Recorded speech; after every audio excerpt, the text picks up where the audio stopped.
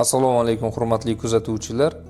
Bugun sizlarga 7,5 sotixli yer maydoniga mo'ljallangan bir qavatli zamonaviy loyihamizning qisqacha obzorini taqdim qilamiz.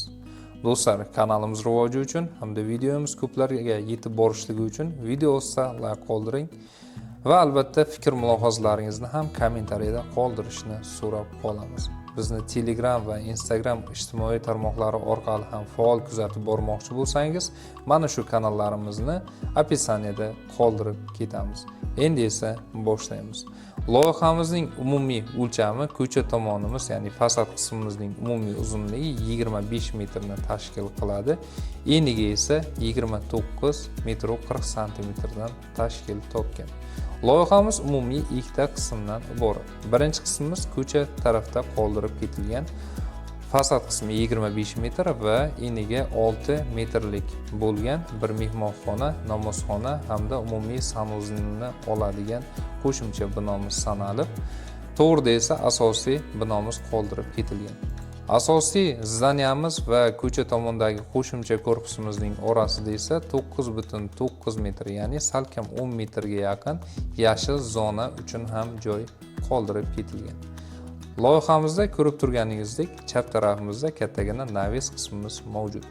Asosiy korpusimiz esa o'z ichiga bitta namozxona, 4 ta yotoqxona, bitta oshxona, bitta mehmonxona, 2 ta sanuzel va 2 ta garderob qismlarini oladi. Shu kabi ma'lumotlarni video davomida yana ham kengroq yoritib boramiz va ma'lumot o'rnida uyimizga ketadigan rasxod materiallarni ham qisqacha aytib o'tamiz. Eng boshidan boshlaydigan bo'lsak, podushkamizning umumiy hajmi 48,3 metr kubni tashkil qiladi. Fundamentimizning umumiy hajmi esa 93 metr kubdan iborat. Kolonnalarimizning umumiy hajmi 23,4 metr kubni tashkil qilsa, uyimizga ketadigan g'ishtimiz soni esa 73,500 dona pishgan paltarashka g'isht hisoblab ketilgan. Undan tashqari esa tomimizdagi strapellarimizning umumiy uzunligi 1200 metr va uning ustidagi abreshyotkalarimizning uzunligi esa 1600 metrdan iborat. Tomimizning umumiy kvadrati esa 641 metr kvadratni tashkil qiladi. Undan tashqari esa albatta armaturalarimiz uzunligi, monolitlarimiz, plitalarimiz va albatta to'sinlarimiz ham hisoblab o'tilgan va bularning hammasini mana shu loyihalarda ko'rishingiz mumkin. Bundan tashqari loyihamiz umumiy ikki qismdan tashkil topadi. Birinchisi ishchi loyihasi bo'lsa, ikkinchisi esa elektrika hamda santexnika qismi hisoblanib, unda ham ketadigan umumiy kabellarimiz yoki santexnika turbalarimizning uzunligi nechilik diametrda qo'yilganligi va necha qayerga qanday rozetkalar foydalanilganligi ko'rsatib o'tilgan. Endi esa qaytamiz. Endi esa loyihamizning ichiga kirib tushuntirishni boshlaymiz. Birinchi bo'lib darvozaxonamizdan boshlaymiz. Darvozaxonamizning o'ng tomonida kattagina mehmonxonamiz qoldirib ketilgan. Mehmonxonamizning ichida esa o'zining alohida namozxonasi ham mavjud.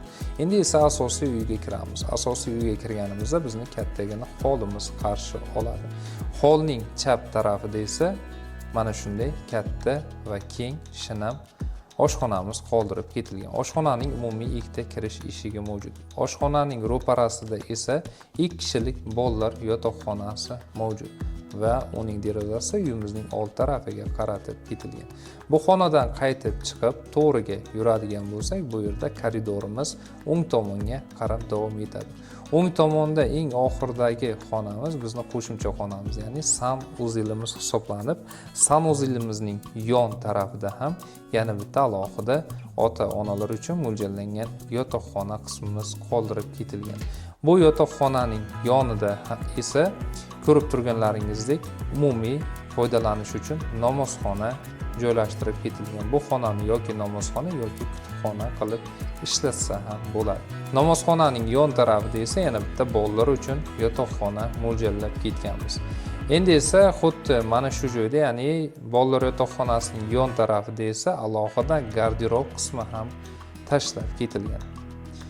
Endi esa biz korpusimizning ikkinchi eshigidan kiramiz, ya'ni asosiy korpusimizning ikkinchi eshigidan kirganimizda bizni koridorimizni to'g'risida ota-onalar uchun mo'ljallangan yotoqxonamiz qarshi oladi va bu yotoqxonaning qolgan yotoqxonalardan ajralib turadigan qismi bu o'zining alohida sanuzel qismi hamda garderob xonalari mavjudligi hisoblanadi. Sanuzelimiz va garderob qismlarimiz xuddi mana shunday tarzda qoldirib ketilgan.